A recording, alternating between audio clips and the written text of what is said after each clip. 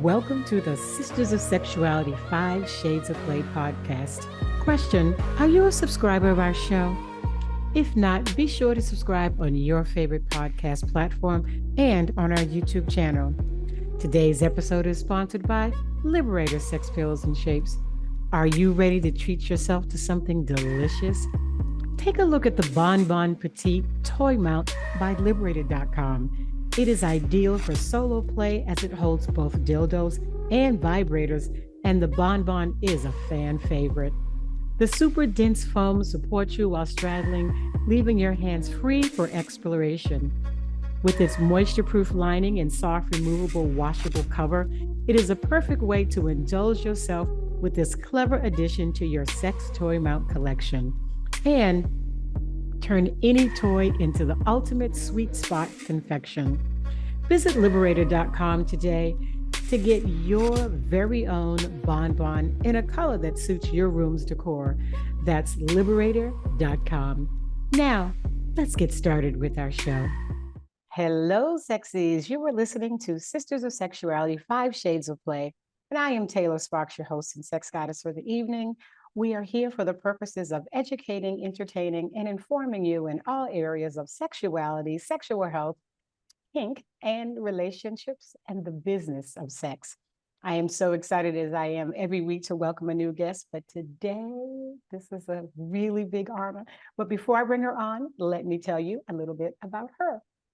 Dr. Shemeka Thorpe is an award-winning sexuality educator, researcher, and international speaker. Her research focuses on the sexual well-being of Black women using sex-positive and pleasure-centered frameworks.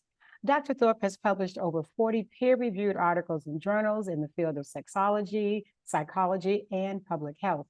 In 2023, she was listed by Buzzfeed as one of the top 20 Black sexologists you should follow. She has been featured on numerous podcasts as well as online magazines and blogs such as Cosmo, Elite Daily, and Essence.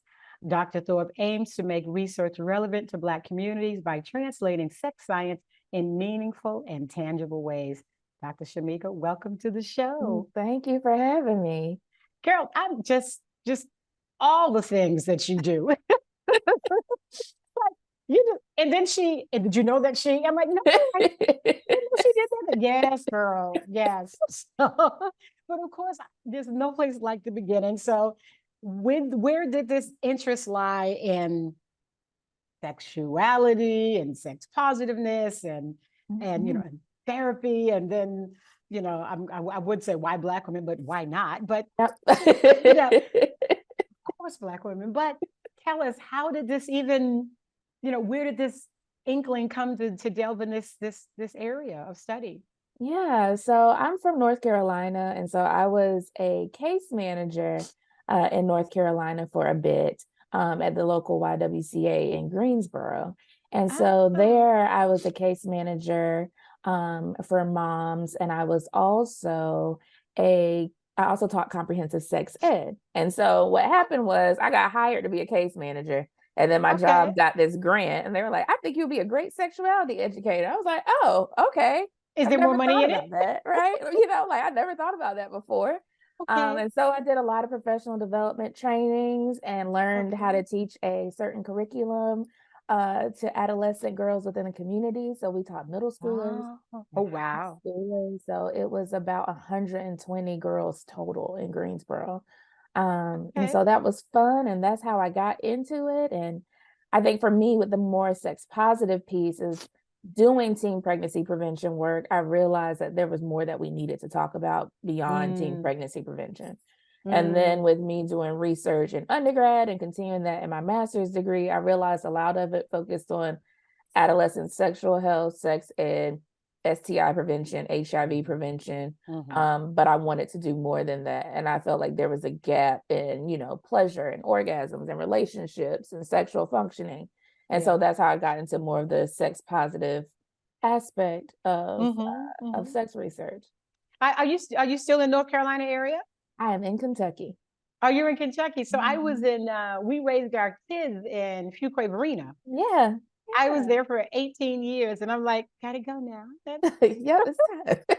Fuquay is not the end of the world, but you can see it from there. Yeah. But it's a great place to raise kids. Mhm. The South is a good place, is a really good place.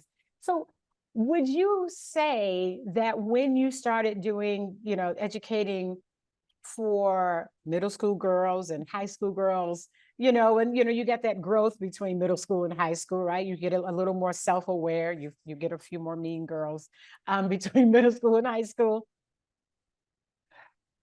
Which of the set of girls did you find more open, and or which of the set of girls did you find more challenging? And especially since you were in the South, you're in the Bible Belt, they were raised some were raised, a certain kind of way.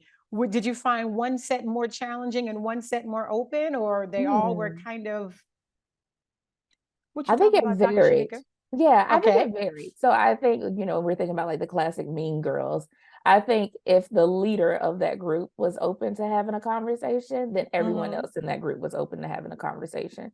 And it Mm-hmm. wasn't necessarily like they thought that they were know-it-alls, but they were open to just talking about sex and saying like, hey, Okay. these are the things I see. Now, for some of those girls too, they were open to talk about it because they didn't have a safe space to talk about certain things.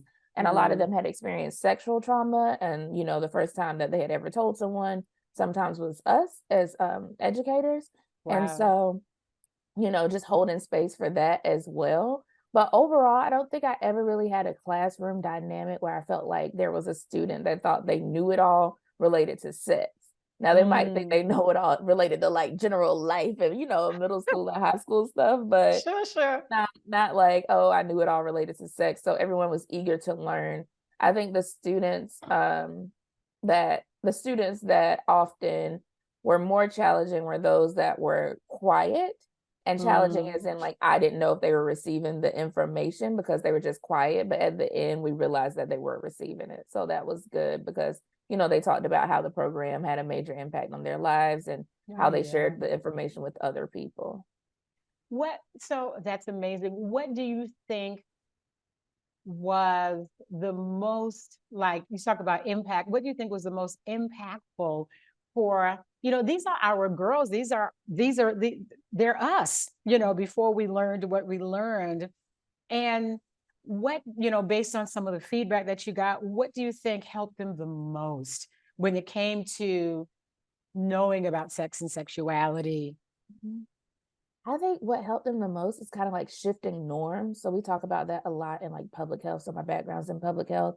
So Mm, understanding that everyone's not having sex, although you think that they are, mm, and seeing that some of the girls that were more popular that were in the class that they probably thought were having sex hadn't had sex. And so it kind of shifted that norm for them, like, oh, okay, maybe not everyone is doing this. And, so I think that that was something that was very helpful for them. Also, just being seen and heard. So whether heard meant like vocally they were participating or, they were journaling or whatever, but they felt heard in the classroom. And that was important for them as well, because a lot of times they didn't have teachers that, their teachers were burnt out, to be honest. So a lot of mm. times they didn't have that space to just be Yeah. heard from teachers or counselors or whoever else. So you created this amazing safe space to help these young women, learn about themselves. Would you say that there was one question that came up a lot, either about sex or sexuality or gender, or just, when's the right time? Was there any particular question that you saw over the years that kind of, this is the one thing that people keep asking about? Well, the one thing that they kept asking at the time, it was Yeah. really popular, the blue waffles image of sex. So it was an image Wait, no, on did I miss that? so it was an image called Blue Waffles, and everyone was saying how that was super popular. And so they were like, oh, Blue Waffles is like, you could get this, you could get Blue Waffles. People thought it was an STI. What it was someone that had multiple STIs. And Okay. so, but students thought you could get blue waffles, right? It's not like it was multiple. It's like, I'm going to get blue waffles. And so the person's like labia, I think they were like tinted a bit blue, but then also they had, different types of sores and things like that.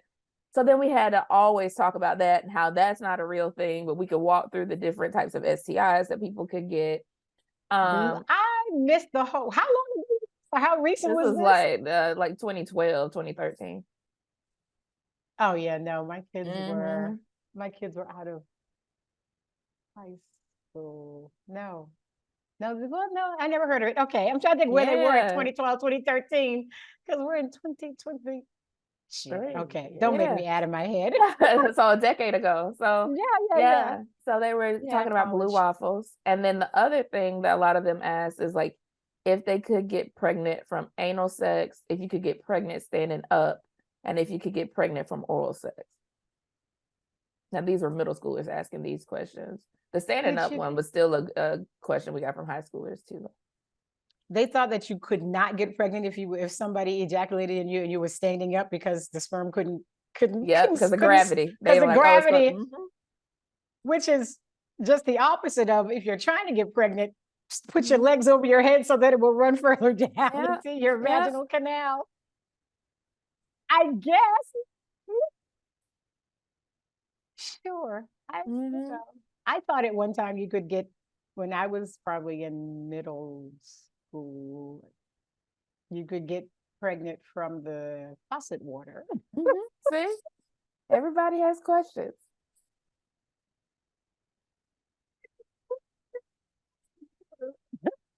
Are you wondering how that came to be? Yes, yes. Masturbating with the tub faucet water. Oh, and so you're like, yeah, okay, I can see that. Yeah. So I just do people always confess to you? That's my confession. Sometimes. So did you when the girls felt safe enough to discuss their trauma, where do you guide them from there? Do you, depending on what it is, I'm sure, is it something that some of them just needed to get off their chest and they got a hug, or did some of them really need to be guided into more deeper? Yeah. Some of them needed to be guided into more deeper things related to therapy and counseling. And then, of course, in certain situations, we were mandated reporters, so we had to tell people. But other students felt like they had talked to someone else. So they had told their mom or they had told their grandma. So someone knew. Now, whether or not that person listened to them and believed them is a totally different thing. But someone else knew that it was happening. It was only one situation where it was like actively still happening while the person was still in class. And so, of course, that was a situation where we had to, make a report. But yeah, I think some of them, you could tell when they were like seeking comfort versus those that were like, please help me, and so I think, it's understanding that and asking them what they needed and who they had told and, things like that. Did you, you work with adults as well, correct? Between working with the young adults and us grown folk, have you found one more, I'm not going to say pleasurable, but one more satisfying than the other, or they're all equally satisfying, being able to help anybody with their sex and sexuality or their gender identity or getting through trauma? Have you found one more, I think it's something about people over 60 right now that is just tickling my fancy. Like, I love it. I'm over 60. See, I love it. Especially being raised in the South. And, I think for me working with women that have been over 60, they just want a safe space to talk. And that's the same thing we see with younger girls. So sometimes it doesn't feel different. It feels like you're dealing with the same things, just in different age groups. Really? And part of that is because there was a culture of silence around what you could and could not say. And, you knew how babies were made, but that's it. And we're not talking about sex beyond that. And so a lot of times people didn't have the resources to then educate what would be my generation, right? Like the children of the people that are in their 60s. And so now we're the ones like exploring things and trying to figure out all these different things. And so I think I've seen with women that are over 60 that it's like they have this place where they can just be open and ask questions and be vulnerable and not be judged. But also they're interested in like exploring more things and trying to figure out what sexual freedom and variety looks like for them. So I was reading this study recently, and it showed that older Black women actually value sexual variety, so engaging in different sexual behaviors, more than younger people. And part of that, younger Black women, or just okay, more than younger Black women. So, and the reason why, and what they're assuming, so the authors are Dr. Ashley Town, she's the lead author on the paper. Okay.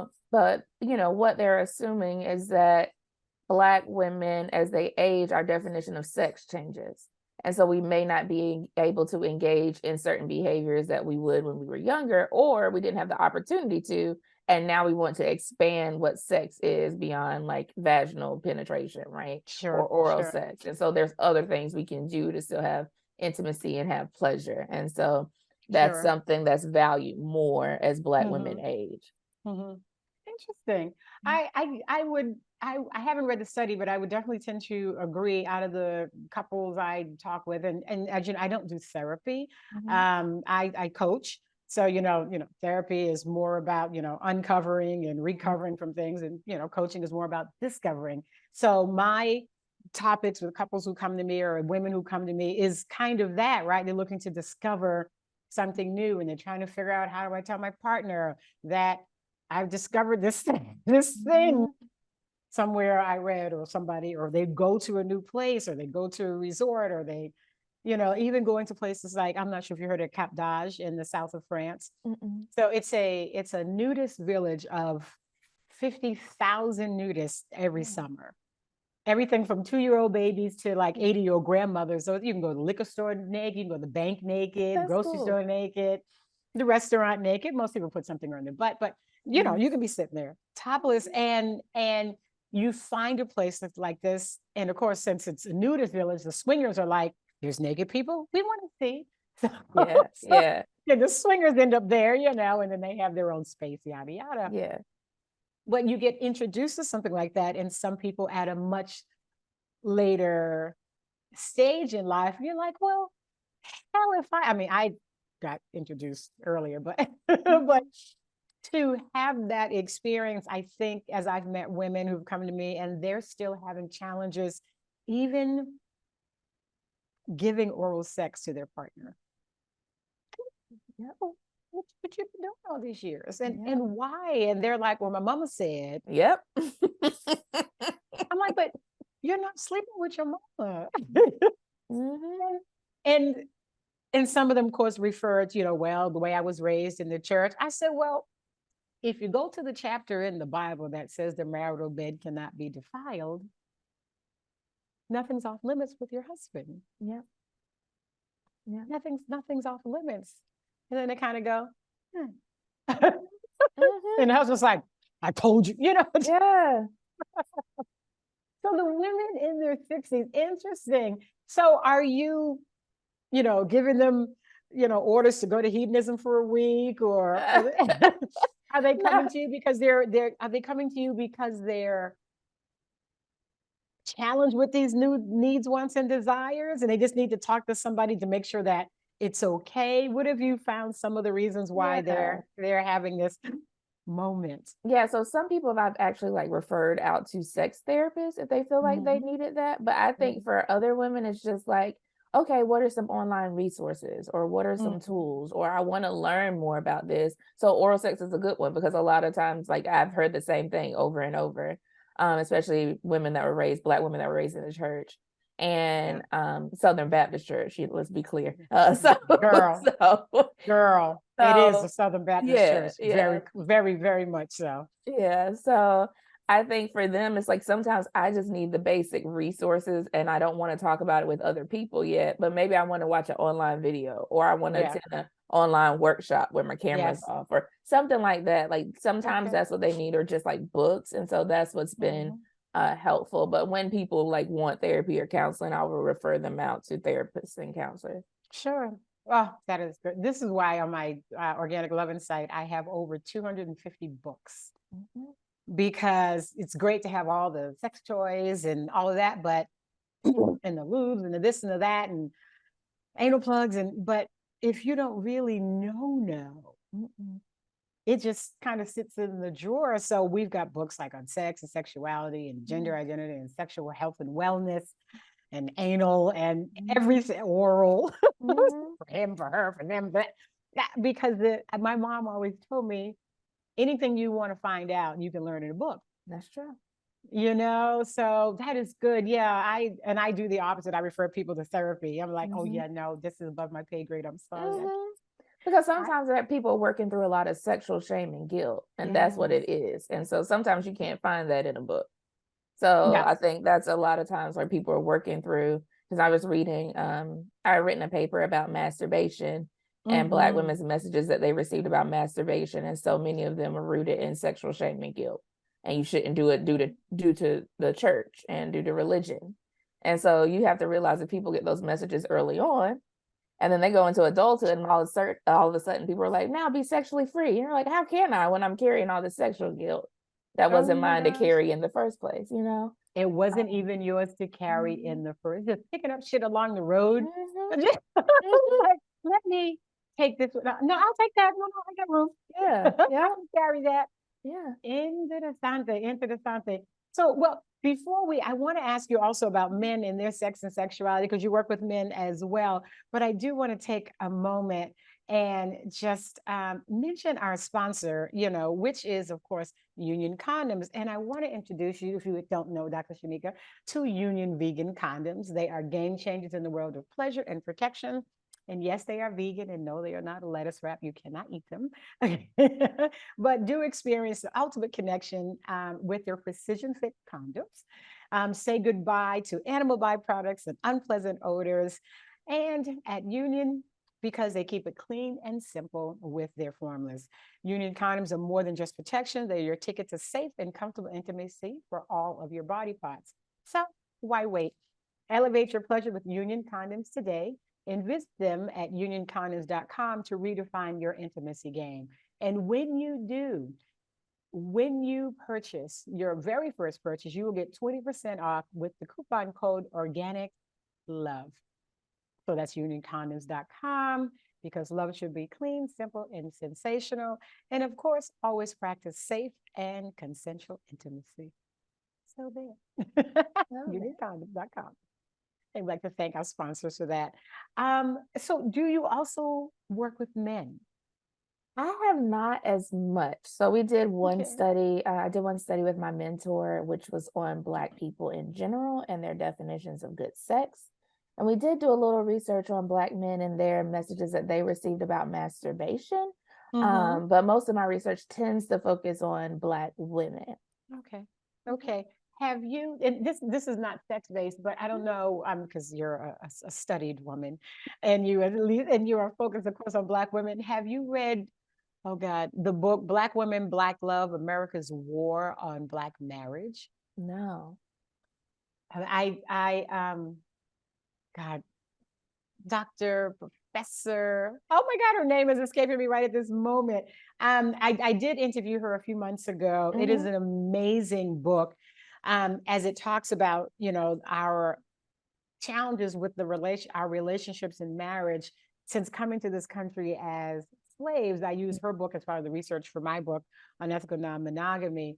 Um, but I think you would just find it a fascinating read Yeah. because her studies went very deep and her research went very deep into the slave narratives and Mhm. what we did for love and what we did to each other for love, but what white America has done against us all the way up to mentioning Michelle Obama as being the angry Black woman, Yeah. and she talked about the sexual stereotypes, or I talked about the sexual stereotypes as well. What are some of the sexual stereotypes that you have found in your time working with Black women, Black Mhm. girls, older Black women, that have kind of stuck with us, so to speak, Yeah. despite the sex positivity and the freedom? What are some of the sexual stereotypes that just won't seem to go away, in your opinion? Yeah, I think there's two. So the ones I could think of the most are the superwoman or like the strong Black woman. That Mm. stereotype has stuck and it's definitely impacting our sex lives. So with some work that I've done, I've seen that, people that endorse being a strong Black woman often hesitate to talk to their medical provider or their partner about the sexual pain that they're experiencing. Mm. And so that can be very problematic because then people are having symptoms and pain for a longer amount of time, causing more issues. But they don't feel like that anyone would listen to them, or they don't want to burden anyone. And I remember there was a quote from one Black woman that's always stood out to me that said, well, one person said, I don't want to make it awkward by telling him. And then another person said, well, this is my burden to carry. So thinking that your sexual pain is your burden to carry. That hurt my heart. Yeah. That hurt my heart. Oh, I literally felt that.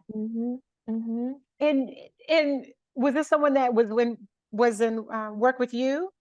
It was someone that worked with me. So we did a research study with 284 Black women living in the South and interviews with 25 of them. And so this was out of the 284. And did you have a response for her when she said that? Or what? It was a survey. Well, can I ask, what is your thought process? Like if someone came to you and said that, what would your response be to someone like that? Well, I think part of it, I don't know who I heard said this, but like we should be having sex with people that care about us. And so I think that there's some level of care that's also missing there, that if you feel like you can't talk to your partner about your pain because it's a burden, right? And understanding that you yourself are not a burden. And if you're having these issues, your partner should care about it. And research has shown that male partners actually do care, but women don't tell them. So those are heterosexual relationships. That they don't tell them, and so they care, and they would love to help, but they don't know how because no one's telling them like, hey, this is what's happening.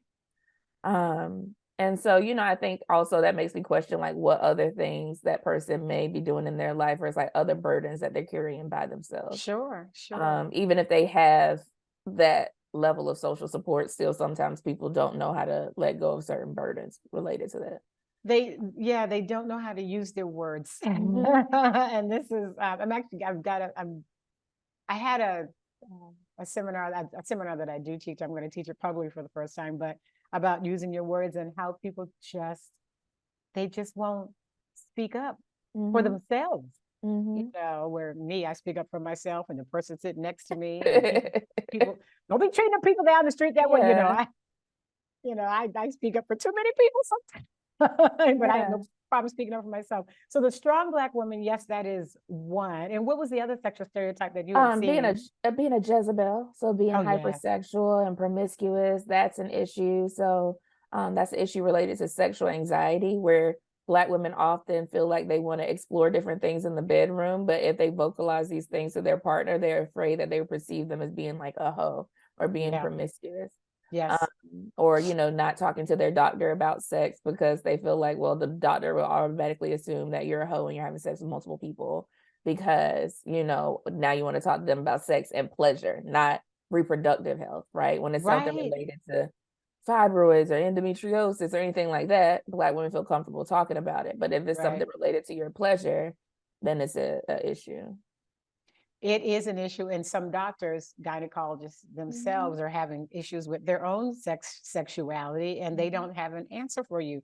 It's not their area of study, pleasure. So most of them don't have any answers for you. Even my own OBGYN had no idea of the chemicals that were in lubricants that could quite possibly be causing the irritation and dryness that a lot of their patients were experiencing. And I'm like, it's the lubricant. And they're like, huh? I'm like, girl.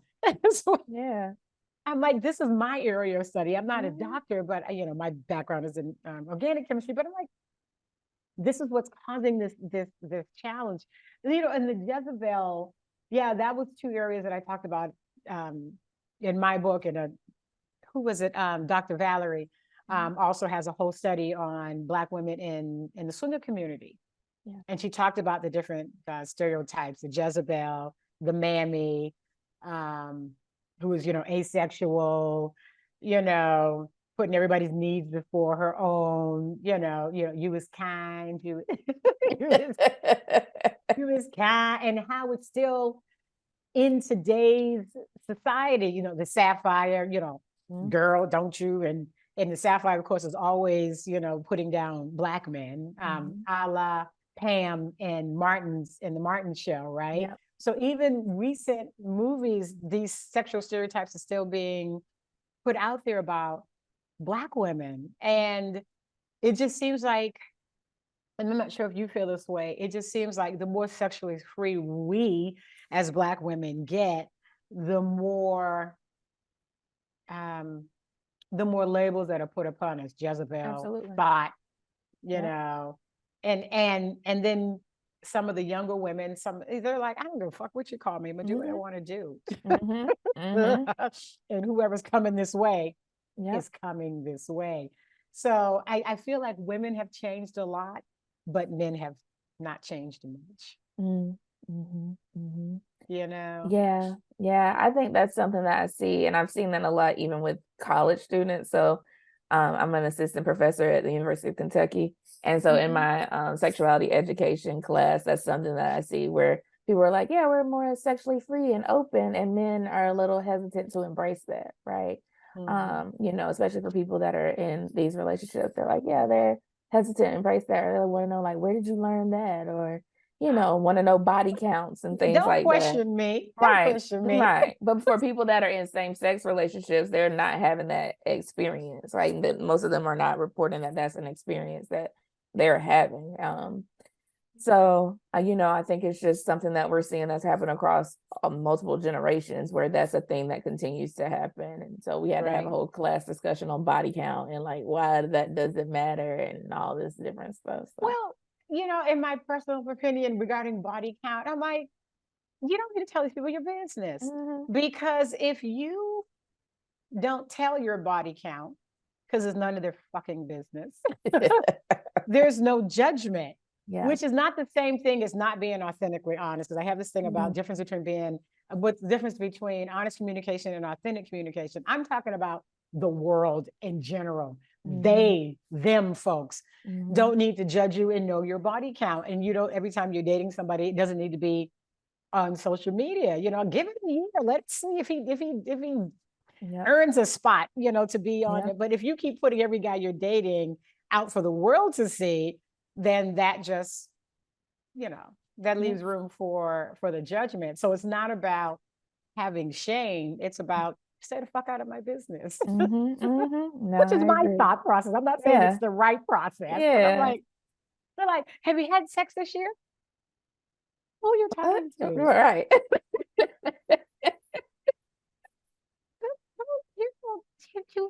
This is our first date. Why do you think you have the right to ask me about my sex and sexuality and who I've done anything with? And even if I had, I'm not telling you. Or that's the thing too that I've seen is like a lot of college students are saying that they don't know how to date without having sex. They don't even know what dating is, right? Like that. So the first date, they might meet up at a party, or they might meet up at like a game, or meet up at somebody's house or go to their house. Date number 2 or 3, they're having sex, and then after that, it's like, okay, so now what do we do?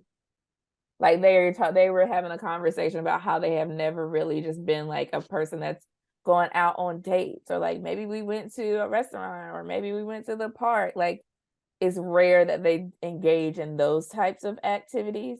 And how COVID actually made it worse because you couldn't really do much. So now the expectations have lowered.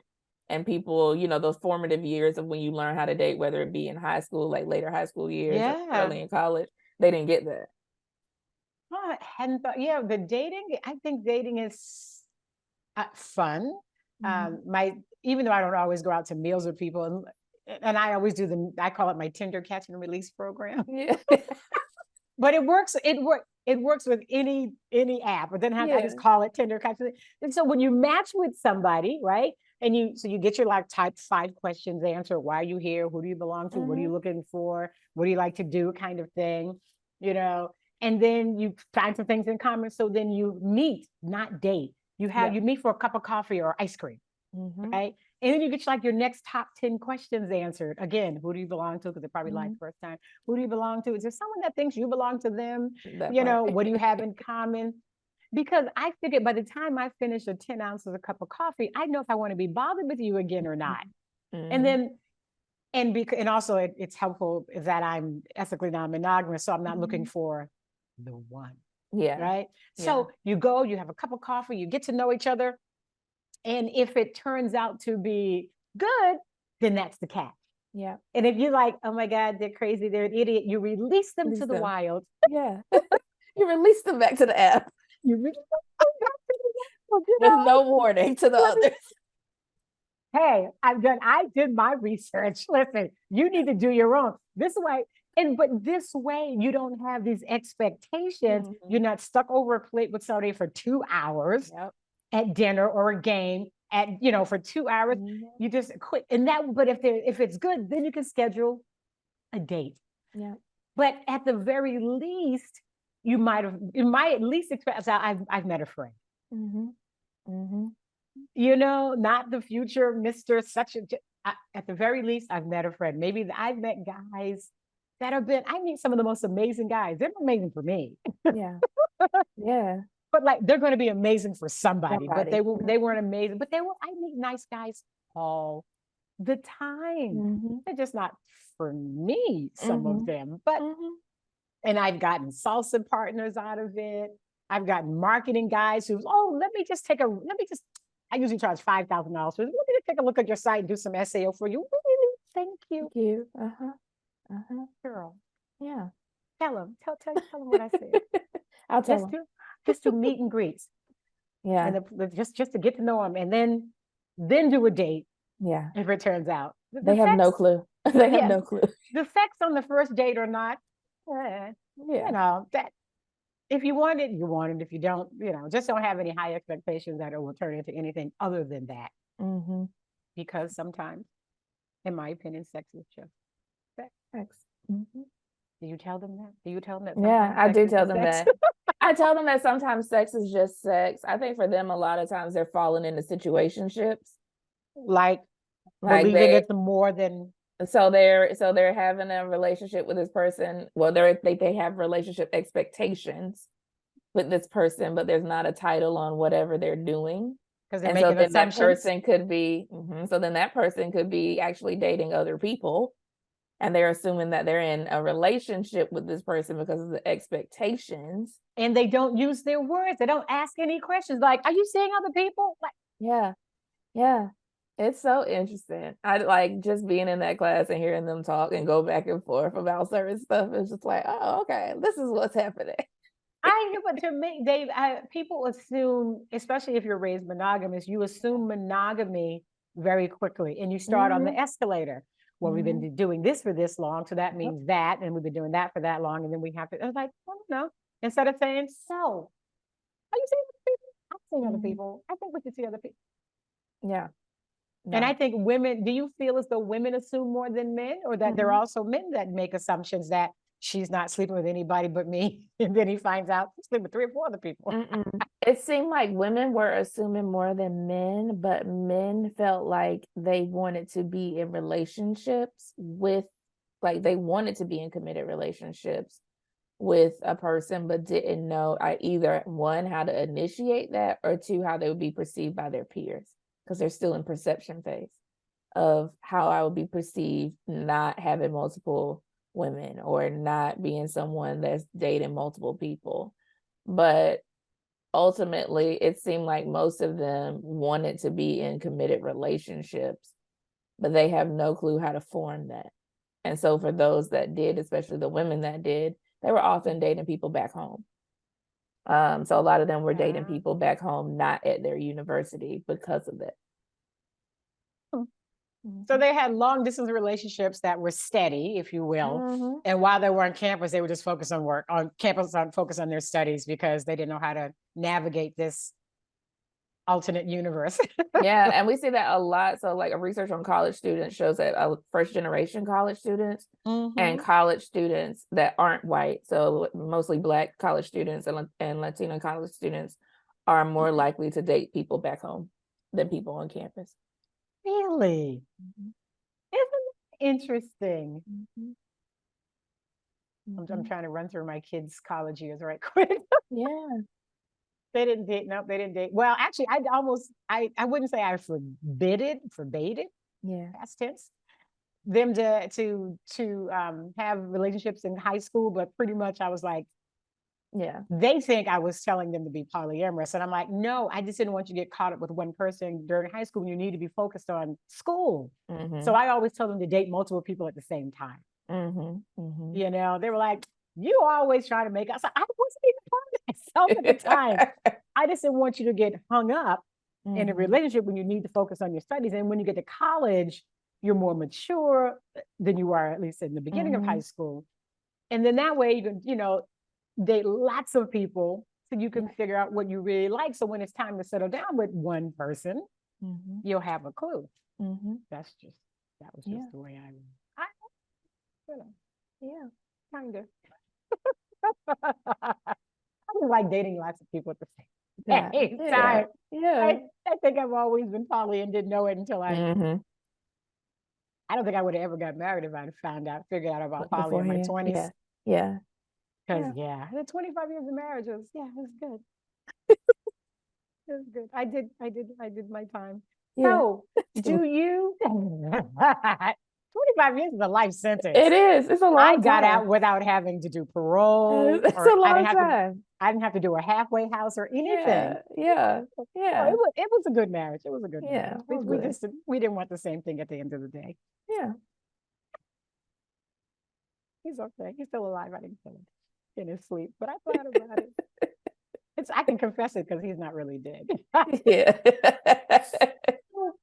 So now you're working with the college students, and you know, do you find them any more exciting than working with middle school and high school because they've had more experiences? So there's more in-depth conversations with them. I think they make me hopeful. Let's put it that way. Hopeful in a way that like they are open to having hard conversations about sex that other generations previously wouldn't. I think open into discussing things that they don't fear being judged. And I think in the classroom related to whatever they're going to say. And that could be the environment that like I create where it's like, you're not going to be judged related to that. Or it's just like, because they don't know, most of them don't know the other people in the classroom, which is very surprising to me. Like none of them knew each other. And I was like, oh, okay, well, hello. How big is the class? Because you're at university. Yeah, you're at university. Yeah, 32. So I think, you know, they're just open to having those conversations. And I think, you know, they are willing to talk about, you know, them being polyamorous, or they're willing to talk about, you know, how they are dating multiple people, or they're going to talk about all the places you could get condoms and places where you should and should not get plan B and who's always out of plan B. Like those conversations they're going to have, and it's going to be fine. Are you familiar with B condom? Yes. So did you see their recent announcement that they came out with so you know about PrEP, right? To help to prevent acquiring HIV. They have a similar formula. Well, I'm not gonna say formula. They have a similar pill which now will help prevent you from getting gonorrhea, syphilis, and I think chlamydia. Interesting. No, I didn't see that. They just came out with this announcement, and they, you know, and it's going to be rolled out to, you know, Walmart and all the pharmacies. Yeah. So interesting. I mean, do you have a professional opinion about PrEP? So I was actually working on a project that was funded by NIH to increase PrEP uptake among Black women living in Louisville, Kentucky, and within Georgia. And so I think the thing with PrEP that I've seen with the Black women that we've worked with in the community, when we're asking them about like intentions to use it, and they're like, oh, this is something that's useful. Like more people should know about it, but I don't know if it's necessarily like, yeah, I'm going to be the person that's going to go get on it. But other people that I know should definitely take it. It's like, oh, okay. And so I think what we know with PrEP is that a lot of times Black women are hesitant to take it because one, if you're on the pill, you're adding another pill that somebody has to take if they're already taking medication. Two, they have to believe that they would possibly contract HIV. And that they're at risk for it. So they would have to believe those two things. But I think it's also a medical mistrust thing where we know that Black women have been experimented on for, contraceptive trials and with Depo. And so, that led to sterilization. So people are very hesitant to take PrEP. And I think they have their right to be hesitant about it. And I think for me, PrEP is one of those things that I just want people to be informed, and what they choose to do with that information, that's completely on them. But as long as people are aware of it, because we know that doctors aren't telling Black women about it, which that's the, so as long as they're aware of it, fine. But them being hesitant, I completely understand. Them deciding they don't want to get on it, I completely understand that too. Well, because you still could use a condom, which is less detrimental to your health. And considering PrEP is, what has it been, around 15, 20 years? It's been around for a while. It's been around for a while. It's just becoming more, as we have the social media, it's becoming more known. And I know some people that are taking it, and my first thought is, why don't you just use a condom? And I just feel odd about putting something in my body that I'm not exactly sure as to what it's doing really. When we could just put on a condom. I mean, condoms break, and there's that, but. Well, and I think it's also the assumption too that, like, I think for the people that I see that are more likely to use it are those that are either engaging in some type of transactional sex, people that may be in unsafe or abusive relationships, so they can't wear condoms because their partner won't allow them to, but they know their partner is having sex with other people. So those are the two groups that I've seen the most, where they're like, yeah, I'll definitely do PrEP because of that. Or, I mean, there's just honestly some people that are just like, hey, because I still want to have that sensation or feeling, I don't want to wear a condom. Feels the same. But I know, but that's the reason, There's no feeling on the inside for the vagina. What for the women? What do they not know that part of biology? Like, there's nothing to feel. Like, but that's the thing. So we know, like, it's condoms, but people aren't gonna wear them. So I mean, I can tell you the numerous focus groups I've done with Black women. I asked them last time they wore a condom, they couldn't even remember. So people aren't wearing condoms. I know, I've seen them. I'm like, go away. I think I was out of my group of girlfriends in the 80s, living in LA, in my 20s, having a hella good time, and AIDS hit. I think I was the first one to go buy condoms. And was giving them, my girl was like, we need to start using these. And they were like, what? I'm like, no, like, seriously. And have been using them since. And I mean, I didn't get married till I was like in my 30s. And even when I interesting. Yeah. And then, but people talk about people in the lifestyle that, I mean, do you find people that identify as lifestylers in college that are having sex with multiple people? No, not. If so, they haven't vocalized it. Let's put it that way. They're just having sex with multiple people without labels. Yeah, but I find in my own profession and even in personal, because I teach mostly in the swinger community and the ethical non-monogamous community, they're more responsible of getting tested, and mostly because you're dealing with couples. So the last thing you want to do is give your partner something, and then they fuck up all the fun. So. Girl, it's a lot. It's a lot. You sound like you really, really, really love what you do. I do. Yeah, I love it. I can tell. I can tell. So final question. And I'm not sure if you consider this a personal question or a professional question, but it's a question I thought. I was at the gym today. I'm like, that's something like, I don't know. It's probably not, it's only profound in my head. But just thinking about sex in your own thought process, what does sex mean to you? That's a good question. I've never been asked that question before. Okay, maybe I did find a profound question I could not ask on like that. Yeah. What does sex mean to me? I think instantly what I thought, I was like, oh, well, sex means different things to me at different points in my life. Right. Okay. So I think, thinking about me in my 20s, what sex felt like was something that was very much like you were going in for pleasure. It didn't always necessarily result in like intimate connections. So when we were talking about sex just being sex, that just is what it is. Yeah.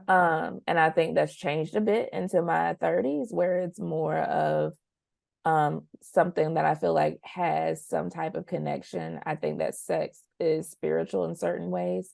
So when you were thinking about the different like levels of intimacy, the one that means the most to me is spiritual intimacy. And so I think it feels that way for me because of that now, and the ways that I've grown over the last, I guess, decade.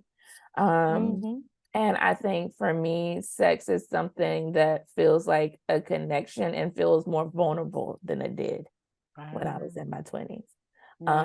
And so I think I think like that's my definition of sex, but I think your definition changes. Sure, for sure. And so, I'm like, definitely for my 20s or 30s, I can see how it has changed. Yeah. And it will change in your 40s and 50s and 60s. And I'm looking forward to it. Well, I don't know. In my 60s now, it kind of, I think it kind of feels like anyway, I'm not going to talk about me. It's about you. Anyway, Dr. Shemeka, thank you so much for being on the show. It has been an honor to have you here. It's just been, you were just a wealth of knowledge, and I'm sure your students are just happy they have taken your courses. Thank you. I hope so. Thank you again. So to stay up to date with Dr. Shemeka, you can visit her website at drshemeka.com. And of course, on all social media, Instagram and Facebook at Dr. Shemeka. And to stay up to date with Sisters of Sexuality, feel free, if you have any questions for me or our guests, to email me at sistersofsexuality@gmail.com. And we, of course, are on all social media at Sisters of Sexuality. Be sure to visit our sponsors, liberator.com, unioncondoms.com, and don't forget, you get 20% off with your first order using the code Organic Love, and my sister site, organicloven.com. I want to thank you all so much for tuning in. And if this episode has resonated with you, would you please consider subscribing as a way to supporting the growth of this channel and allow us to keep informing, educating, and entertaining you.